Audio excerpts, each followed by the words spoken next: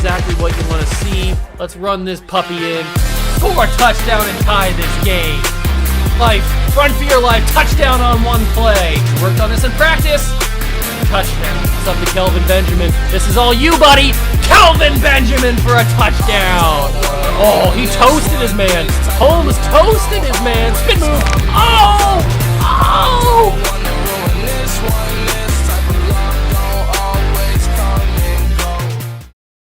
What's going on, guys? Welcome back to another video here on the What a G channel, and welcome back to some more recap and review of the NFL season.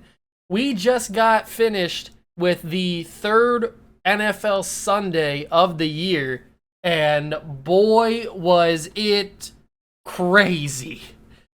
I tell you what, this has been the most exciting and most just unbelievably fun to watch football in the past decade, because I don't know what's going on with the teams, but it just seems to be there's a lot more drama. It's just more fun to watch, really. I don't know why. It just is. Every Sunday gives you thrilling games, gives you dramatic finishes. I mean, we literally had an NFL record broken in the games on Sunday, and we had an NFL record tied in the game. We'll get to those in a second. The first one of which was the NFL record being tied because the Arizona Cardinals and Matt Prater, they tried to kick a 68-yard field goal. That may not seem like a lot, but I don't know if people understand how long a 68-yard field goal is, but it is long. And the Cardinals attempted it and kind of got close. I mean, Matt Prater, out of all the people you'd think would be able to hit that, Matt Prater almost did. And the Cardinals tried it against the Jaguars, did not get it to go. I think it was Jamal Agnew who was back there to return it if it was returnable, and it was, and Jamal Agnew ends up taking it 109 yards to the end zone for a field goal six. I don't know what you would call that. It's not a pick six. It's not a fumble recovery for a touchdown. It's kind of like, it's just a kick six, I guess is what you would call it. But Jamal Agnew takes it to the house, ties the NFL record for longest play in history, which is 109 yards, which is the longest in NFL you can go in an NFL field, because you can only go 109 yards. So he went the distance and took it to the house. I don't know how the Cardinals could have let that gone. They had two tries at getting him, and they missed both the tackles, and he takes it to the house. It was a crazy play. You would never think something like that would happen. You would never think the Cardinals would even attempt a 68-yarder, let alone the Jaguars taking it back to the house for a touchdown. It did not matter in the grand scheme of things as the Cardinals win the game. Kyler Murray looks really good. Will he be able to keep that the entire season? I don't know. I tend to think not. I tend to think that he'll get injured at some point in the season, whether that be he's scrambling and he gets hit hard and gets a bruised rib or a shoulder or something, or maybe he gets sacked. I don't know. Something's going to happen to Kyler Murray. Or maybe I'm wrong and Kyler Murray goes out and wins the MVP. Who knows? The next game, Falcons and Giants. Falcons win in a late field goal. This was just a game of just two bad teams that I didn't really care who won either way. I kind of wanted the Falcons to lose just because I just hate the Falcons. The Falcons, I've talked about this every week. The Falcons are a team where on paper you think they should be in the contention for a Super Bowl because they have such a well-balanced team and such they got a lot of weapons. They got Kyle Pitts, Calvin Ridley, they've got a decent running back in Mike Davis. They've got Matt Ryan, who you would think would be really good, but Matt Ryan's just not good anymore. Some may argue he was never really that good, but Matt Ryan's just not a good quarterback anymore, and this defense isn't that great. So they go the distance with the Giants and end up winning with a field goal by Younghoe Koo, and the Falcons are not winless anymore, but the Giants are. And in that NFC East division, the Giants probably out of it, I would think, because you think the Cowboys are going to be better this year. You think that the football team's going to be better. Yeah, football team kind of got blown out by the Bills, but the Bills are just on a different level.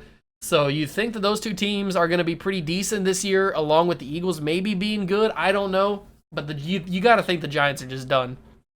Ravens and Lions, talking about breaking records. Justin Tucker, man. I cannot believe the finish to this game. I was watching it live. It was wild. I was stunned. I sat there for a good 30 seconds to a minute, just stunned because of what happened. Like, you got to feel bad for Lions fans, man. They should have won this game. The Ravens were not playing good. Marquise Brown dropped 3 potential touchdowns. I don't know what kind of I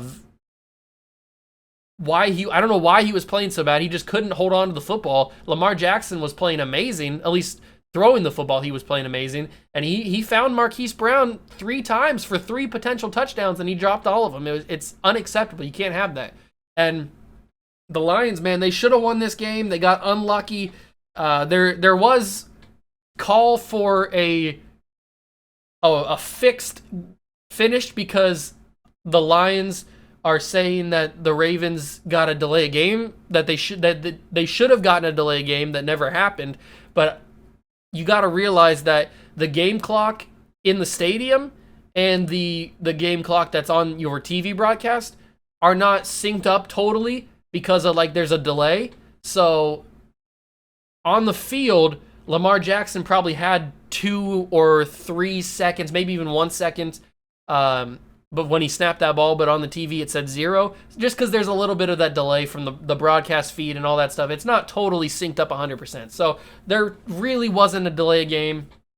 And Justin Tucker, man, hats off to him. 66-yard field goal, kicks it, bounces off of the bottom post of the field goal pole, and bounces in for a field goal. Unbelievable. You can never recreate that if you tried your best. And it's just a once-in-a-lifetime moment that I'm happy that I watched because it was absolutely insane. And the Ravens get the win. Some argue probably shouldn't have gotten the win, but they do. It doesn't matter how it happened. It just matters all you got is the W. So Justin Tucker, man, 66 yards for a field goal win, new NFL record, and what a crazy finish to that game. Then you got the Bears and the Browns. I'm pretty sure Justin Fields got sacked 9 times in this game. 4, I think, were by Myles Garrett. The Browns are good. The Browns are a really good team. Bears are not. Bears are not a good team, whether that be Matt Nagy or the offensive line or a little bit of both. The defense is okay. Khalil Mack is really good. Robert Quinn's pretty good. Eddie Jackson's pretty good. They got a good defense. Oops, didn't mean to do that. They got a good defense. Their offensive line is just bad. Just really bad. They were trying to get Justin Fields killed out there. You can't really take any, you can't really take anything from that game for Justin Fields because of how bad that offensive line played. He really didn't get an opportunity to throw the ball. They were limiting him offensively, and it's just a bad situation that Justin Fields is in. I feel bad for him. Browns look really good, though. Bengals, Steelers. What did I tell you, boys? What did I tell you? The Steelers are not a good football team. They're just not. Ben can't move. He can't throw anymore. And that offensive line's not that good. The defense is not good anymore without TJ Watt there. And it's just, the Steelers aren't good. They got Najee Harris, which is a bright spot. He's a dude. He's a dog. But other than that, the Steelers are bad. They're bad. They won't win more than 6 games if they continue to play like this. And the Bengals, Joe Burrow to Jamar Chase, man, is a lethal connection. I am going to be excited to watch them play for the next decade because they are a lethal combination. When I was thinking about this earlier, Jamar Chase, in his professional career, in his adult career, has never had a quarterback throw to him except for Joe Burrow. Because 2018, LSU, Joe Burrow was there, did not play very well, but he was there and Jamar Chase was there. 2019, they win the national championship. 2020, Jamar Chase sits out, and now 2021, he's drafted to Cincinnati, and Joe Burrow's the quarterback of Cincinnati Bengals. So, I mean, unless he was there in 2017 when Joe Burrow was still at Ohio State, I don't think Jamar Chase was there, or if he was, he didn't get much playing time. I can't remember, to be honest with you, but I'm pretty sure Joe Burrow is the only quarterback to throw to Jamar Chase since high school. So that's pretty interesting. Just a little tidbit. Bengals get the win, though. They looked pretty good. The offensive line still needs some work, but they're playing the Steelers, so without TJ Watt, so it didn't really matter. Colts and Titans was kind of just a bland game. I mean, the Titans, you would expect them to win, and they did. Titans look okay. Tannehill's kind of shaky here and there. Julio Jones looks good. A.J. Brown went down with an injury. Derrick Henry's Derrick Henry. So why would you want to tackle that dude? I don't know. But he looked okay. And it was just kind of an game. You didn't really care who won either way. At least I didn't. And then we get to a very interesting one with the Chargers and Chiefs. The Chiefs, man, 1-2. And there was all these stats about when Patrick Mahomes was going up against Lamar Jackson on Sunday night. They were talking about how Patrick Mahomes is undefeated in September. He's got all these touchdowns and no interceptions. And Patrick Mahomes isn't playing that well. He loses to the Ravens. And yes, he lost on a fumble that the Ravens ended up capitalizing on. But this game, they had a chance to win. And they had a lot more turnovers. The Chiefs' turnovers are killing them right now. And if the Chiefs, or if the Browns and Baker Mayfield played a little bit better in week 1, the Chiefs could be 0-3 right now. Think about that. I picked them to win the Super Bowl this year, and they could have been 0-3. They're 1-2, they're last in the division, and they are not looking too good. Andy Reid went to the hospital after the game. I don't know what's going on with him. Hopefully he's okay. But they got to figure something out, or this season's going to derail very quickly. Chargers look good, by the way. Justin Herbert looks okay. Still needs to polish off some stuff. But he looks pretty decent. That division actually looks pretty solid this year. But the Chiefs, man, they got to figure it out quick. I know it's only 3 weeks in the season, but they got to figure it out quick before it goes downhill. We're not going to talk about the Saints and Patriots. I already talked about that to length in my other video yesterday. The Bills and the football team. This game was crazy because Josh Allen just went off. That defense, which we thought was supposed to be really good, and the football team just got smoked by Josh Allen and the Bills. It was wild. Unbelievable. Josh Allen went crazy. Emmanuel Sanders had like 2 or 3 touchdowns in the game. Josh Allen, he went crazy. That's the Josh Allen that I thought we were going to see all season, and he's finally showed up in week 3. That's the MVP Josh Allen that I thought we were going to get, and I'm happy to see him there. Well, I'm not super happy because he's in my division, but I'm happy that Josh Allen is finally starting to hopefully prove me right in me saying that he's going to be MVP candidate, because the way he played yesterday was, 2 days ago now at this point, was crazy. Absolutely crazy. And the Bills blow out the football team. No chance. Raiders and Dolphins was a game. Very good game. I thought the Dolphins were going to get it in the end. They tie it with like 2 seconds left. Jacoby Brissett runs in for a touchdown, and they tie the game, take it to overtime, but the Raiders get into field goal range, kick the game-winning field goal, win 38-21. You got to feel bad for the Dolphins, man. They come from being shut out last week to playing a very tough Raiders team who was playing some of their best football in a while, and they are competitive. They're competitive in the game. They fight back. No Tua Tagovailoa, just Jacoby Brissett, and played a good game, but just got unlucky at the end. Some stuff just doesn't go their way, and the Raiders take advantage, and the Raiders seem to be pretty good this year. I was kind of thinking they were going to be a close wild card team, but at this point, you got to think they're a favorite to win the division, especially with the Chiefs being so discombobulated at this point. But the Raiders do get the W. The Dolphins fall to 1-2 alongside the Patriots, tied for second in the division. The Bills take the lead. And the Jets obviously are the Jets. We'll get to them right now because they played the Broncos and they made the Broncos seem like a world beater. 26-0. The Jets get shut out. Zach Wilson struggles again. 2 more interceptions. Teddy Bridgewater, Teddy Two Gloves as I call him, had a decent day, but you don't need to have a great day when you're playing the Jets because you're going to look even better than you were. So the Jets are bad. The Jets are bad, man. I mean, you've got really 3 bad teams in the NFL. You've got the Falcons, you've got the Jets, and you've got the Texans. Other than that, you've got some promise with like the Jaguars or the Giants or the Steelers or the I don't even know. The Colts, I guess you could put them in that category. The Eagles. But there's really just like 2 or 3 really bad teams, and the Jets are one of them. Zach Wilson, is he going to be anything? I don't know. Maybe.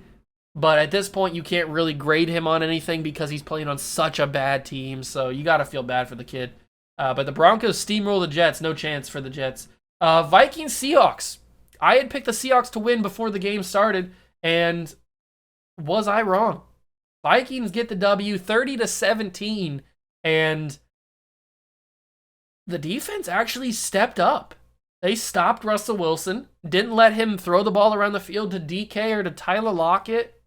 The running game really never got started for Chris Carson and the Seahawks, and the Vikings came to play. I was surprised. I thought the Vikings were going to be not as good as they played today, that's for sure, or played Sunday, but I was surprised. That was a weird game. Very weird game. Vikings, I did not see coming in that game, and they got the W. Congrats to them. They came off of 2 heartbreaking losses in the first 2 weeks, and they come out and they play a very tough Seattle team, and they get the W in not dramatic fashion, in dominating fashion. And congrats to them, man.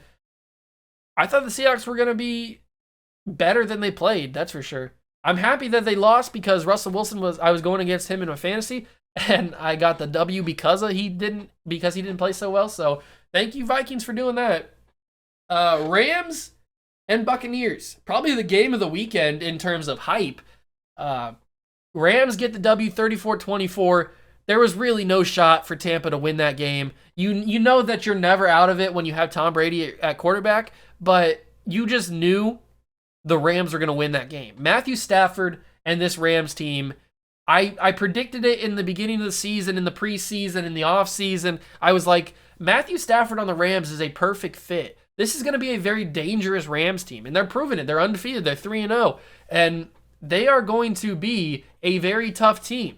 Now, are we going to see them come January against the Tampa Bay Buccaneers in the NFC Championship? I don't know, but it's a very likely possibility because this Rams team is very, very dangerous. I like Matthew Stafford on the Lions. He just never had the weapons around him. He had Calvin Johnson for a few years, but that was it. And now he's got Deshaun Jackson. He's got Cooper Kupp. He's got Sony Michel, Darrell Henderson when he gets healthy. I mean, this team is scary. It's scary, scary good. They got Robert Woods. I didn't even mention Robert Woods.